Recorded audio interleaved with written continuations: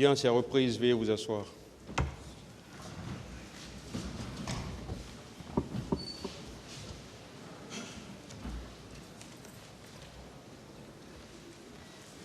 Ministère public contre M. C.C. Raphaël Abba et plusieurs autres. M. Ben Youssouf Keïta. Présent.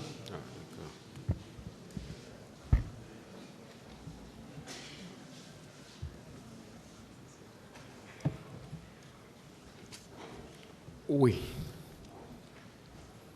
Oui, Monsieur le Président. Pour clore pratiquement mon récit, une fois de plus, je voudrais comprendre pour que nous puissions pardonner. Comprendre pour que la nature humaine sache qu'elle est passagère et comprendre pour que ceux qui nous dirigent ou qui vont nous diriger demain sachent que seul le pouvoir de Dieu est éternel. Et une fois au pouvoir, il faut l'humilité, il faut comprendre que quel que soit ce que vous ferez dans ce monde, un jour vous rendrez compte, soit ici ou à l'au-delà. Je voudrais donc, au nom de toutes ces victimes, connues ou inconnues, au nom de ma chère épouse, que je ne pourrai jamais remercier assez, vous dire que je ne cherche aucune gloire personnelle dans ce témoignage. Je ne cherche aucune compensation, qu'elle soit financière ou matérielle. Je cherche tout simplement une compensation morale pour que la Guinée se réconcilie avec elle-même. J'en ai terminé. Je vous remercie.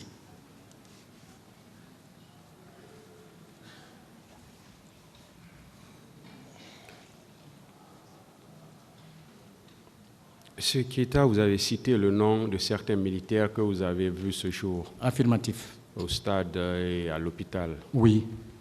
Est-ce que vous avez pu voir et reconnaître certains militaires ou bien certains civils qui ont posé des actes ce jour au stade ou bien à l'hôpital?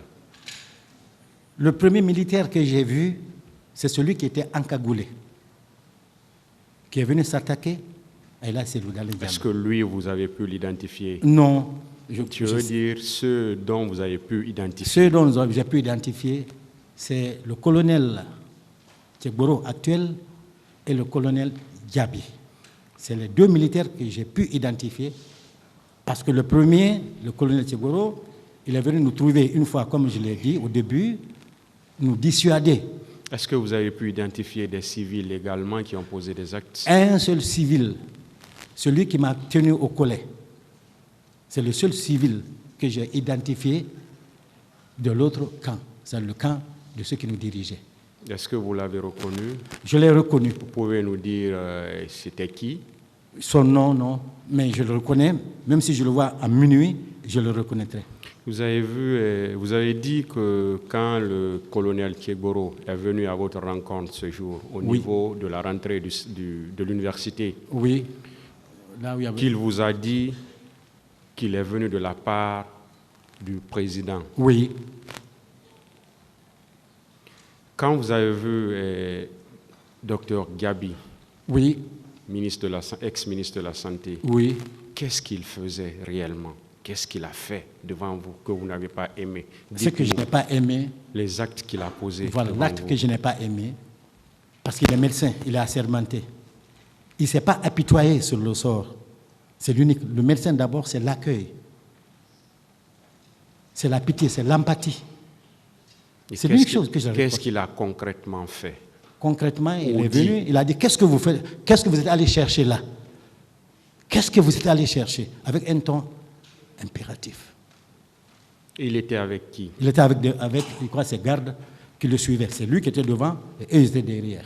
Et maintenant, eu égard à cette gesticulation, oui, celui qui était derrière lui, parce que moi j'étais assis, ils sont passés à côté de moi, les gens dont les pieds traînaient par-ci par-là, ils bousculaient comme ça, ils continuaient. Mais le ministre, lui, il était devant déjà. Il continuait de réprimander, je ne sais pas vers où il allait, peut-être qu'il allait, je ne sais pas où, mais ce acte, pour moi, il est impardonnable pour un homme assermenté en médecine. Ministère public, des questions.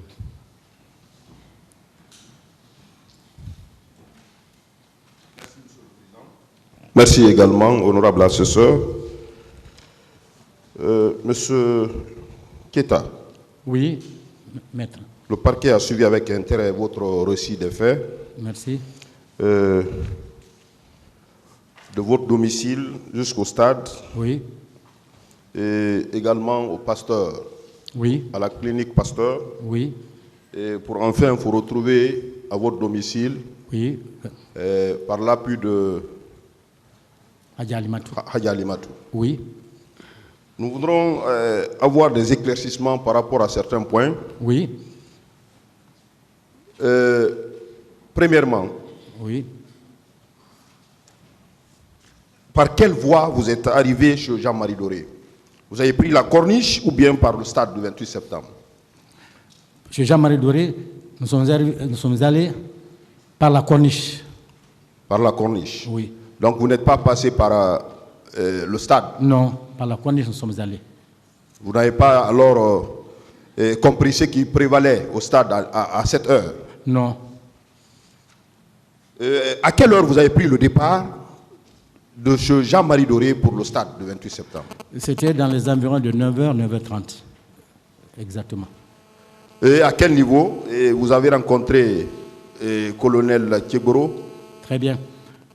Quand vous quittez chez Jean-Marie Doré, vous venez comme 300 mètres, 200-300 mètres.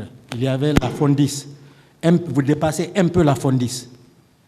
Vous dépassez un peu la Fondis et vous voyez à votre gauche les véhicules en vente. Comment on appelle ça? C'était un parc.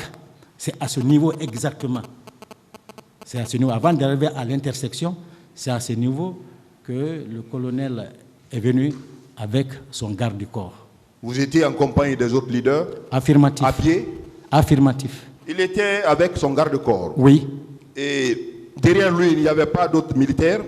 Ils étaient loin. Ils étaient loin. Il est venu vers vous à pied? Oui, il est venu à pied. Il a quitté ce groupe pour venir vers vous à pied? Non, il a quitté vers le stade, c'est-à-dire vers le stade, vers Poli, pour remonter. C'est comme si vous veniez de Dixine pour aller vers Camayen. C'est à cet endroit qu'étaient également ces militaires. Là où ils quittaient vers chez vous, ils quittaient pour vous rejoindre. Oui. C'est à cet endroit qu'il y avait les militaires qui étaient stationnés derrière lui. Derrière lui. Derrière lui, loin. Il s'est adressé à qui? Et là, c'est Lou Assidia, qui étaient les deux principaux leaders. Confirmez-vous qu'il a tenu les déclarations selon lesquelles le président l'instruit de vous dire de reporter cette marche? Affirmatif. Il a dit, vous avez entendu? Je l'ai entendu, il a dit. Ce qui vous a conduit au stade? Oui. À la terrasse, qu'est-ce que vous avez constaté comme dispositif avant d'avoir accès à l'intérieur du stade? Non, à partir déjà de là où nous étions arrêtés, c'est une ligne droite. Hein, après la Fondis, un peu en dessous, vous pourrez rester là et voir l'intersection au niveau du stade. Nous voyons déjà une marée humaine. Et nous entendions déjà la clameur et le drapeau, le tricolore qui flottait. Nous pouvons le voir de loin. Vous êtes arrivé à la terrasse? Oui, mais avant, jusqu'à arriver à la terrasse, déjà il y a eu jonction parce que les militaires qui étaient là-bas ont quitté. Je ne sais pas où ils sont partis. Donc la population est venue à la rencontre des leaders. Et vous avez eu accès? On a eu accès au stade. Au lieu de tenir le meeting maintenant au Esplanade, nous sommes rentrés directement au stade. Vous avez pris place à la tribune? À la tribune, oui. À quelle heure Les tumultes ont commencé. À quelle heure? Bien, aux environs de 11 heures exactement. Vous savez, on était en transe, on était content. C'est aux environs de 11 heures, il n'était pas en tout cas midi. C'est aux environs de 11 heures. Avez-vous constaté la rentrée de certains militaires avant les tirs? Non. Vous, personnellement, vous n'avez pas constaté l'arrivée de... Non, personnellement, ce que j'ai constaté, c'est le gaz lacrymogène qui a été transporté par le vent jusqu'à notre niveau. Parce que ce n'est pas de là-bas qu'ils ont tiré, mais c'est depuis. C'est le gaz qu'ils ont tiré dehors qui venait. Et ensuite, les gens qui tombaient comme des mouches vers le dernier côté de la pelouse, en face. C'est-à-dire ceux qui étaient derrière, pas ceux qui étaient au milieu. Parce que ceux qui étaient derrière, c'est ceux qui ont commencé à tomber et nous comprenions donc qu'il y avait quelque chose de grave. C'est là aussi bien s'est exclamé, mais ils font quoi? C'est l'hystérie ou quoi? Non, moi je dis comme médecin, non, ils sont en train de tomber morts, raides. Mais on n'entendait pas les cris de peur à l'époque, là où nous étions. On voyait seulement les gens tomber. C'est après, quand le stade, parce qu'il y avait un brouhaha, imaginez-vous, plus de 5 000, 10 000 personnes qui crient par-ci, par-là, c'était difficile. Si vous n'êtes pas à près de 20 ou 30 mètres, nous étions quand même à 100 ou 200 mètres là-bas, que nous entendions, moi en tout cas, je n'ai pas entendu crépitement. Vous avez constaté la présence de qui? De quel militaire au stade ce jour? Les deux militaires que j'ai identifiés, dans les circonstances que je vous ai décrites, c'est le colonel Tchegboro, à l'époque ministre, qui nous a rencontrés une fois de plus au niveau un peu de la Fondis. Et le colonel Diaby, qui a passé à quelque chose de 20 à 30 cm de moi au niveau des urgences de Donka. Je voudrais parler d'abord, je vais en venir, je voudrais parler dans l'enceinte du stade. Avez-vous constaté la présence des bérets rouges? Oui, il y avait des bérets rouges parce que ceux qui venaient avec Jean-Marie de loin, on sentait que c'est les bérets rouges. Et moi, celui qui m'a tiré par la main pour me faire sortir portait casque. Lui d'abord, lui était en béret, pas rouge, mais celui qui portait casque, lui, je l'ai clairement identifié, parce que c'est lui qui m'a tapé avec le bois de chauffe. Vous avez identifié, il était en béret rouge, mais vous n'avez pas pu le dévisager. Je n'ai pas vu. Non, je l'ai dévisagé, mais je dis, il portait casque. Parce que nos yeux sont croisés. Si vous le voyez aujourd'hui, vous pouvez le reconnaître? Lui, si je le vois, je peux le reconnaître. Comme celui qui m'a tenu par la peau. Si je le vois, je peux le reconnaître. À quel moment vous avez reçu des coups? Bien, quand je me suis détaché du lot, comme je vous ai dit, où il y avait des milliers de personnes, tous tétanisés, et qui n'avaient même plus, ne savaient même pas qu'est-ce qui allait advenir. Je suis sorti du lot, 5 mètres plus ou moins. Quelqu'un m'a ailé, mais j'ai continué, l'adrénaline était là déjà, je ne pouvais plus faire, j'avais face à eux. C'est comme à 40 mètres de là où j'ai quitté. Là où il m'a pris, nous n'avons fait que quelque chose que 10 pas pour sortir maintenant du stade. Par la porte. Pas de la grande porte, hein. La petite porte, c'est la porte du stade annexe. Vous avez dans votre récit parlé de... Vous avez eu le courage, et lorsque vous avez voulu sortir du stade, à affronter les militaires.